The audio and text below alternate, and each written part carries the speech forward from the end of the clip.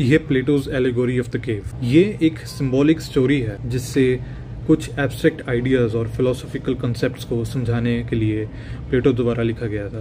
पर इस स्टोरी को बहुत मिस इंटरप्रेट किया गया है। इसको एक सेल्फ हेल्प का नैरेटिव दिया गया है कि आपको बोला जाता है to wake up to reality, to not to be a sheep. पर ये एक बहुत इनएक्यूरेट डिस्क्रिप्शन है इस पूरी एलिगोरी का। एक्चुअल में होता ये है कि जो ये नीचे प्रिजनर्स हैं, ये कोई कंफर्ट में नहीं बैठे हैं अपनी इग्नोरेंस के, जिसको छोड़कर आप एक नया सच पा लेंगे। ये एक बहुत डिफिकल्ट लाइफ जी रहे हैं, क्योंकि अगर आप स्टोरी पढ़ेंगे तो उसमें लिखा है कि ये चेन से बंधे हुए हैं, ये मूव नहीं कर सकते हैं, ये इधर उधर देख नहीं सकते हैं, and they are just forced to just look at the wall in front of them, जहाँ पे शेडोज कास्ट हो रही हैं पीछे से। और इनमें से एक आदमी रिहा होकर डिस्कवर करता है कि ये शेडो सिर्फ इस फायर करके थी, और जैसे ही वो ये फायर डिस्कवर करता है, ये फायर उससे डिस्कम्फर्ट देती है क्योंकि वो डार्कनेस से लाइट में आ रहा है। एंड जब यहाँ से वो बाहर बिल्कुल सूरज की तरफ जाता है तो उसकी आंखें जल उठती हैं, वो कुछ नहीं देख पाता अपने आसपास।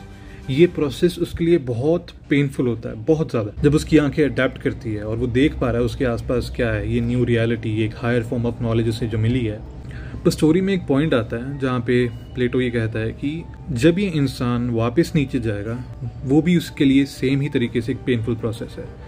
जैसे पहले उसकी आंखें डार्कनेस से लाइट को अडेप्ट नहीं कर पा रही थी, और अब सेम ही तरीके से उसकी आंखें लाइट से डार्कनेस को अडेप्ट नहीं कर पाएंगी।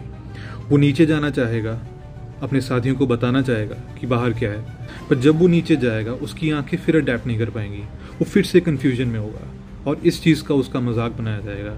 और प्लेटो ये कहता है कि शायद उसको मार भी दिया जाए। तो यहाँ प्लेटो ने एक बहुत इंपॉर्टेंट रिमार्क दिया है स्टोरी के एंडिंग की तरफ। जिस तरीके से आंखें दो तरह का दर्द सहती हैं, लाइट से डार्कनेस में जाने का और डार्कनेस से लाइट में आने का, सेम तरीके से इंसान की रूह भी ये दर्द सहती है। तो आगे प्लेटो ने ये कहा है कि जो इंसान इस दर्द से परिचित है, जिसने खुद ये चीज़ महसूस की है, वो सामने तड़पते हुए इंसान को भी समझेगा कि क्या वो लाइट से डार्कनेस में जा रहा है या डार्कनेस से लाइट में जा रहा है।